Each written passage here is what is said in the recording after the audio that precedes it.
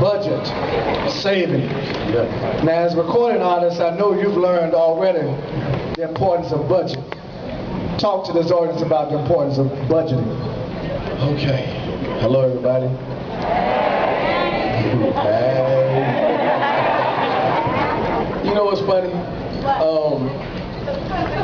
Something dawned on me about 3 weeks ago. I was out, and I was at the light, and I was driving a Honda Accord.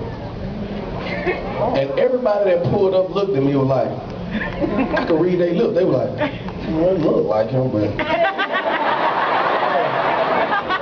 don't know. And it dawned on me, it kind of tickled me, so I kind of just like, as people kept pulling up, I just started purposely looking so they'll see who I am. Like, and they were like, no, it didn't look like him. It looked like him. But one thing dawned on me, all of my other celebrity homeboys was complaining because of their big trucks with their big rims and they Bentleys, and I got all that too. But I had to learn, you know what, I can sit some of that down because budgeting is very important, especially for myself. I'm a young artist, but I'm also a businessman and I'm a father. And in saying that, I have children that I want to see go to college. I didn't make it to college. I wanted to. I wanted to be an attorney. I'm sure nobody really knew that in this room. My sister ended up being an attorney. I was like, well, okay, let me rethink this then. I said, I'm going to do what my dad did. He started a clothing line. Once I started investigating and doing my homework, I said, no, that ain't gonna work either. But I noticed I had a way with people because I'm a down-to-earth people person. So I noticed I could sit in front of people and talk about whatever and entertain. I said, well, I'm gonna start rapping. So, on my journey, trying to become Young Jock, I realized, man, I couldn't do everything that the ballers was doing when I went to the club. So they in the club throwing their money. Yeah, I'm like, shit. Right. I know the faces. They know my faces. They popping their bottles. I got my little Caucus. I'm with my partner. Let me see your bottle. Let me just see your bottle. Popping in all the pictures.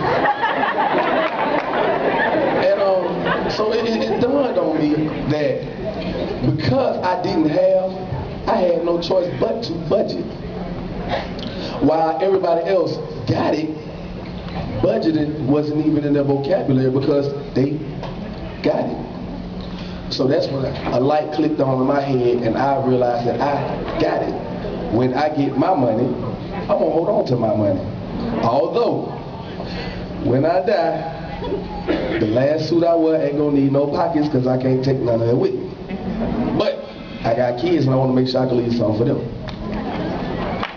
All right, thank you. Roberta, you built the Ludacris Foundation, and we're so pleased that Luda came by to give us support earlier today. Talk to us about what you've learned in terms of giving back and the importance of how do you decide how much you give back? It's based on some formula or some aspiration. Just explain in your own words the importance of financial management and budget and savings. There's a lot of questions there. First, I want to give big props to the young man back there. I don't think you can say it any better about budgeting. And, that has to be a word in everybody's vocabulary right now because, we're going through some tough times. I don't care where you are on the social economic. Roberta, speak right into it. They're going to hear you. Soundman, can you give us a little more? I wanted to give big props to Young Jock because I think the word budgeting needs to be in everyone's vocabulary right now, no matter where you are on the social economic scale. And, there's not a better reason than wanting to give back so that you can have a legacy for your children. And so, I thank you for that message. That was a message that I felt hard. With respect to our foundation, the Ludacris Foundation's mission is helping those who help themselves. And what we learned, early on is that no one wants you just to give them something. they want to try to find a way in which they can also give to you. So I think that as a nonprofit, we look for ways in which we can go into the community and we can work with the individuals who we're helping while we are helping them. For organizations that we do fund, we look for organizations that would be doing those things with or without our dollar. Those organizations that would be self-sufficient. And I think that there's not a better opportunity. And, you know, when we give, we get so much back. So I think that's a real reason why we go into the community.